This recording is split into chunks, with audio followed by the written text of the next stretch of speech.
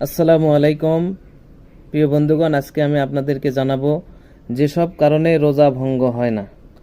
রোজাদার ব্যক্তি যদি ভুলক্রমে পানাহার বা স্ত্রী সহবাস করে তবে এতে রোজা ভঙ্গ হয় না। রোজার দিনে ঘুমন্ত অবস্থায় স্বপ্নদোষ হলে রোজা ভঙ্গ হবে না। কোনো মহিলার প্রতি কামভাবের দৃষ্টিতে তাকানোর ফলে বীর্যপাত ঘটলে রোজা ভঙ্গ হবে না। রোজা অবস্থায় সুরমা, তৈল এবং সুগন্ধি ব্যবহার করলেও রোজা ভঙ্গ হবে না। দাঁতের ফাঁকে ছোলা বুটের চেয়েও ছোট কোনো বস্তু আটকিয়ে থাকলে এবং তা গিলে ফেললে রোজা ভঙ্গ হবে না। দাঁতের ফাঁকে আটকে থাকা তিল গিলে ফেললে রোজা ভঙ্গ হবে না। গমের দানা চিবালে এতেও রোজা ভঙ্গ হবে না। রোগব্যাধির কারণে মুখ থেকে পানি নির্গত হয়ে থুতুর সাথে পুনরায় মুখের ভেতরে ঢুকলে রোজা ভঙ্গ হবে না।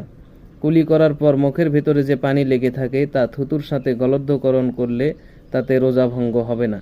ফতোয়ায়ে আলমগীরি, প্রথম খণ্ড।